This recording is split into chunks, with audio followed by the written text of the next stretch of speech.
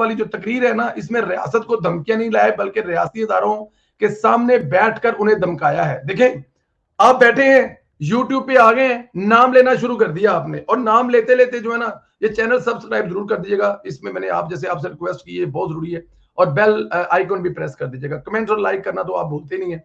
सामने बैठकर यूट्यूब पर इमरान खान साहब एक दफा फिर डर्टी हैरी कह रहे हैं, और जनरल साहब के घर पर जो हमला हुआ था उसकी रीजन भी यही थे कि इमरान खान साहब लोगों के जज्बात उभारते थे और लोगों को निकालने की कोशिश करते थे, और ये कहा करते थे वो भी आपके सामने आपने देख लिया। तो कल वाली तकरीर जो है वो अदारे के लोगों को गालियां निकालने वाली जो तकरीर है, उनको सामने बैठकर धमकाया गया है। मेरे ख्याल में किसी भी तरह नॉर्मल नहीं है। इमरान खान को जब जीआईटी के सामने बुलाया गया तो वहां इमरान खान ने सवालात जवाब देने के बजाय उल्टी धमकियां दे दी हैं। भाई, अगर क्योंकि सवालात इतने सख्त थे, इमरान खान जानता था कि मैं फंस चुका हूं। अब वहां पे तो अब इमरान खान को क्योंकि पता है कि इमरान खान साहब इन सवालों के जवाब तो दे नहीं सकते, यहां पर तो फुल फ्लैग फंस गए इमरान खान साहब। तो अब अगला तरीका क्या है? लोगों में जाके शहीद हो जाओ, लोगों में जाके इस तरह की जुबान इस्तेमाल करो कि अगर कल को मुझे ये पकड़ लेंगे तो मैं दुनिया को ये बता सकूं, क्योंकि मैंने जी इनके खिलाफ जहाद किया है, मैं इनके खिलाफ बोलता हूं, मैं इनकी मतलब ऐसी की तैसी करता हूं, इसलिए मुझे उन्हें पकड़ा है। ये है तरीकाकार, क्योंकि इमरान खान को अब अपनी मौत सीधे नजर आ रही है। इमरान खान को जेल में जो 15-20 दिन, 2 महीने, 6 महीने, साल रखा जाएगा, वो मेरे ख्याल में अब तक आपके सामने है। अच्छा जी, इमरान खान को सबूत तक दिखाए गए हैं, इसकी पार्टी के कारकुनों और रहनुमाओं की वीडियो तक चलाकर दिखाई गई है। बताया गया है कि ये जिन्ना हाउस में कर क्या रहे थे। इमरान खान ने जवाब देने के बजाय कहा कि आइंदा हुकूमत हमारी है, फिर आपको जवाब देना पड़ेगा। अंदाजा कर ले, रस्सी जल गई बल न गया, वो एक है ना मिसाल, के बजाय इमरान खान वहां पे उनको जवाब देने के, या इमरान खान से कहें कि यार मैं मतलब इसकी चेक करूंगा ये मेरे लोग हैं या नहीं है, या जो भी किस किस्म का कोई मोटा मोटा जवाब दे, ऐसा इमरान खान बिल्कुल हरगिज नहीं कह रहे। इमरान खान कह रहे हैं कि मैं जनाब इसका जवाब तो कोई नहीं दूंगा, लेकिन मैं आपको एक बात बता दूं कि मैंने छोड़ना किसी को नहीं है, क्योंकि आगे मेरी हुकूमत आ रही है, और अगर मेरी हुकूमत आ गई तो मैं किसी को नहीं छोड़ूंगा, ये मैं आपको पहले से बता दूं। तो इसलिए जो करना है करो, लेकिन मेरे खिलाफ ये चीजें जो कर रहे हो इसका हिस्सा ना बनो। बजाय कि वो वहां पे जवाब देने के, वहां पे काम करने वाले जो ऑफिसर्स हैं उनको धमकियां दे के आ गए। मसूफ के गरूर और तकब्बर ने यहां तक बचाया, लेकिन वो अभी तक नहीं बाज आए। अच्छा, गरूर और तकब्बर के साथ साथ बुशरा बीबी का जिक्र अगर ना किया जाए तो ये बहुत बड़ी ज्यादती होगी। 3 चीजों ने, गरूर, तकब्बर और बुशरा बीबी, इन तीनों चीजों ने इमरान खान की ये हालत कर दी है कि इमरान खान टकरा मार रहा है। इमरान खान असल में एक बीमार इंसान है, और एक बीमार इंसान से और एक्सेप्ट कर भी कह सकते हैं। इमरान खान की हालत आप लोगों ने देख ली है, जिस तरह कल वो घरा रहा था, जिस तरह कल वो पागल हुआ था, लगता था ये किसी भी टाइम खुद ही कश्करी करने का ऐलान कर देगा। और बुशरा बीबी जो है ना, वो बहुत बड़ा एक हाथ है इमरान खान को यहां तक बचाने के लिए। इमरान खान ने जेआईटी के अरकान को धमकी दी कि वज़ीर-ए-आज़म बनूंगा तो आपको इन कार्रवाइयों का जवाब देना पड़ेगा। लेकिन मेरा नहीं ख्याल कि जेआईटी के अरकान जो इमरान खान से अब किसी किस्म का वो डरने वाले हैं। जेआईटी अरकान से इमरान खान 50 मिनट तफ्तीश की, 35 सवाल पूछे। जेआईटी ने सवाल किया 9 मई को पूरे मुल्क में जो हुआ प्लानिंग थी या इत्तेफाक। चेयरमैन पीटीआई ने जवाब दिया प्लानिंग कहीं और से हुई है, इससे मेरा कोई लेना देना नहीं है। जेआईटी ने एक और सवाल किया कि आप लोग जो कंटोनमेंट के अदारे में मतलब इलाके में क्यों गए। इमरान खान ने जवाब दिया जब मुझे कमांडर गिरफ्तार करेगा तो लोगों ने वहीं जाना था, और क्या जाना था, बजाय कि वो यहाँ पे कोई एक्सक्यूज करे, वहां से आगे से वो धमकियां लगा रहा है कि और कहां जाएंगे सरकार, जब आप मुझे गिरफ्तार करेंगे तो मैं वहीं पे जाके धमकियां लगाऊंगा। अच्छा जी, ज्वाइंट इन्वेस्टिगेशन टीम ने सवाल किया कि सबूत है कि आपने उन्हें मुश्तिल किया और अहकाम दिए। इमरान खान ने कहा सब लोग अपनी मर्जी से इन मकामात पर गए, इस दिन जो हुआ सब एक साजिश के तहत हुआ। जराये के मुताबिक जेआईटी ने इमरान चेयरमैन पीटीआई को मुख्तलिफ वीडियो और तस्वीर भी दिखाई, जिसको उन्होंने मानने से इनकार कर दिया कि ये मेरे लोग ही नहीं है। देखिए, यहां पे आगे पता लगता है कि जो इमरान खान साहब के साथ है, मुश्किल वक्त पड़ने पर इमरान खान साहब उसको भी छोड़ देंगे, पहचानने से इनकार कर देंगे। यूथियों को यह बात समझनी चाहिए। इमरान खान ये धमकी देकर अफसरान को डरा रहा था ताकि वो इमरान खान को फेवर दे, लेकिन मेरा नहीं ख्याल कि वो इमरान खान को फेवर देने वाले हैं। इमरान खान के लिए सवाल सबसे ज्यादा उलझन का सबब जब पीटीआई के कारकुनों ने मुल्क भर में फौजी तनसीबात पर हमले किए तो वक्त, अहदाफ और तरीकाकार एक जैसे था। इमरान खान ने अपना मौकफ दोहराया, ये सब कुछ रियासती मशीनरी ने मुझे और मेरी पार्टी के लोगों को बदनाम करने के लिए किया है। इमरान खान के जवाबात देखकर लगता है कि मंजी ठुक चुकी है, इसलिए इमरान ने कल सख्त तरीन तकरीर की, क्योंकि बचत का कोई रास्ता दिखाई नहीं दे रहा। ये इमरान खान के यूथियों की तरफ से, जो इमरान खान को सपोर्ट करते हैं उनकी तरफ से, और इमरान खान की तरफ से एक जो इल्जाम लगाया जाता है ना, वो इल्जाम जो है वो ये है कि ये सारा कुछ रियासती इदारों ने किया है कि इमरान खान की पावर, इमरान खान की पार्टी खत्म करने के लिए।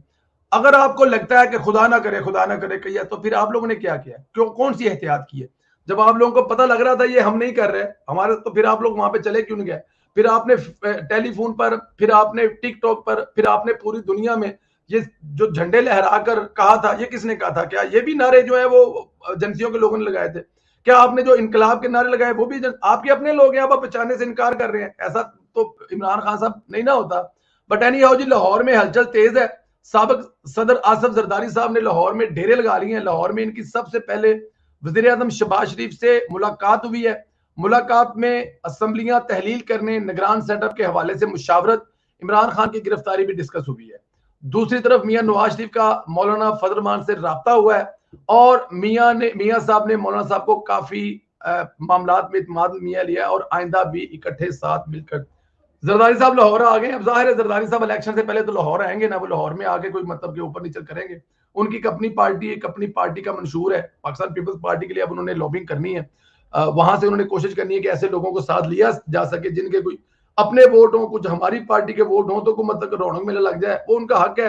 लेकिन जरदारी साहब पंजाब में दाल गलने वाली नहीं है, क्योंकि नून लीग ने ऐलान कर दिया है कि हम लोग किसी के साथ कोई इत्तेहाद नहीं करेंगे। और मेरे ख्याल में ये नून लीग का एक बेहतरीन फैसला है कि नून लीग किसी के साथ जो है वो बिल्कुल भी इत्तेहाद ना करे। ये एक बड़ी अच्छी बात है। अपने सवालात करते जाए, हमारे प्रोड्यूसर साहब जो है आपके सवालात जो हैं वो स्क्रीन पर लाते जाएंगे और मैं इंशाल्लाह ताला उनका कोशिश करूंगा कि जवाब देता जाऊं जैसे जैसे सवालात आते जाएंगे। लेकिन मियां साहब का मौलाना फजल रहमान साहब से मिलना, बल्कि ये जो दोस्त अभी आए हैं, मेहरबानी करके इस चैनल इसको जरा सब्सक्राइब कर दें ताकि ज्यादा से ज्यादा लोगों तक ये पहुंच सके, और बेल आइकन जरूर प्रेस करें ताकि आप लोगों तक जैसे ही वीलॉग या प्रोग्राम अपलोड हो वो आप लोगों तक पहुंच जाए।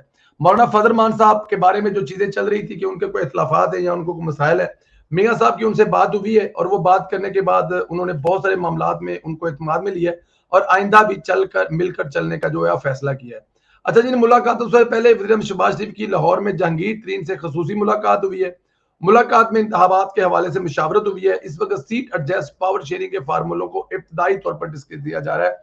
हतमी फैसले मेरे ख्याल में भी काफी दूर है। यहाँ पे जो शहबाज साहब तशरीफ लाए हैं जहांगीर तरीन के घर से, घर पर, एक तो रीजन शहबाज साहब की वहां पर आके अफसोस करना है क्योंकि जिस तरह उनके भाई ने खुदकुशी की जहांगीर तरीन के, एक तो उस पर, और दूसरा जाहिर है इलेक्शन में एक बड़ा धड़ा बना हुआ है जो इमरान खान की पार्टी लेकर निकल गया, तो उनके साथ आने वाले मामलात भी डिस्कस किए जा रहे हैं। ये बड़ा जरूरी था जो शहबाज साहब घर में है। अच्छा जी, निगरान हुकूमत के हवाले से एक दो नाम बहुत दबंग सामने आए, इनको डिस्कस कर लेते हैं। कुछ जराए बताते हैं कि वज़ीर आज़म शहबाज साहब मोहसिन नकवी की कारकर्दगी से बहुत मुतासर है। वो नकवी साहब को ही मरकज में निगरान वज़ीर बनाना चाहते हैं। कहा जा रहा है कि मियां साहब ने नकवी साहब का नाम जरदारी साहब के सामने रखा, लेकिन अभी तक कोई हतमी फैसला नहीं हुआ।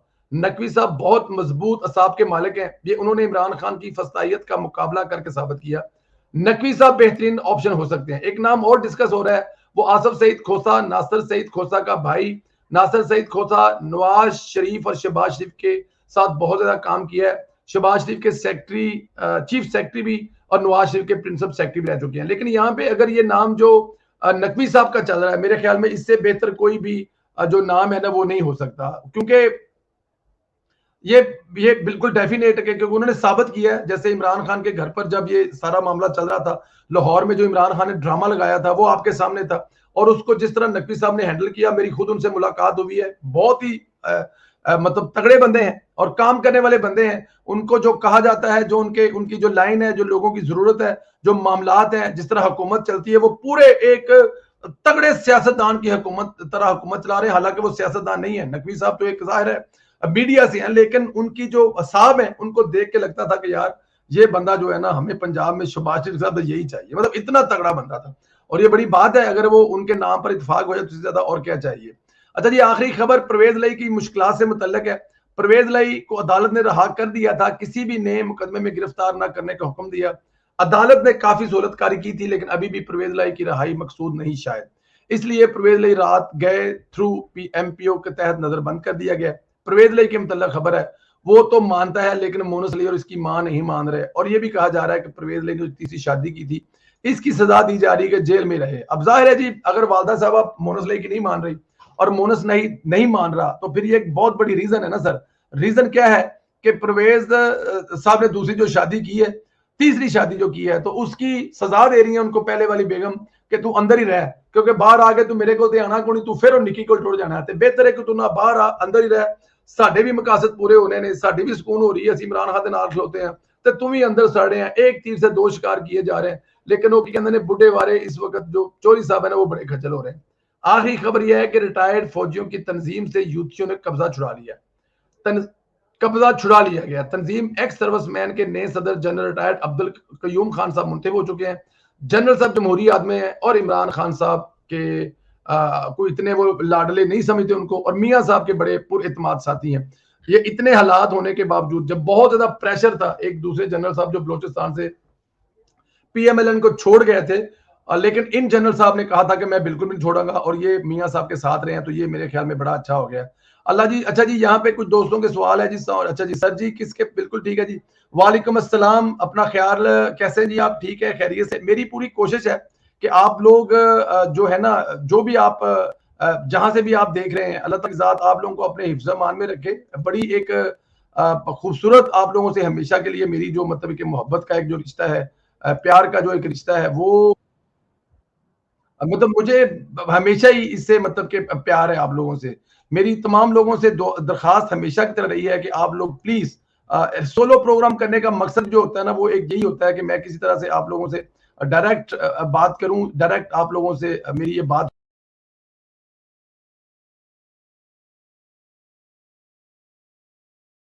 दिल कर रहा था कि आप लोगों से डायरेक्ट वन टू वन जो है ना वो बात की जाए। इमरान खान साहब जो है ना, उनके कल के खिताब के बाद बिलीव करें कि मुझे अगर अगर 100 में से कोई एक निकाल दें, बाकी 99% वो फारग थे, और वो जो एक निकाला है उसके भी 99 निकाल दें, और उसमें से भी 1% का जो चांस बचता है कि इमरान खान को शायद अकल आ जाए, वो पाकिस्तान की खातिर अपना मुंह बंद कर ले और अपनी पिछली गलतियों की माफी मांग ले और आगे से तोबा कर ले, ये मेरा एक दिल दिल दिल कहता है। लेकिन इमरान खान साहब का तोबा करने का दूर दूर तक कोई इरादा नहीं है। इमरान खान साहब तक आज भी पाकिस्तान को तबाह करने के दर पे हैं। वो चाहते हैं कि पाकिस्तान बर्बाद हो, पाकिस्तान नाकाम हो।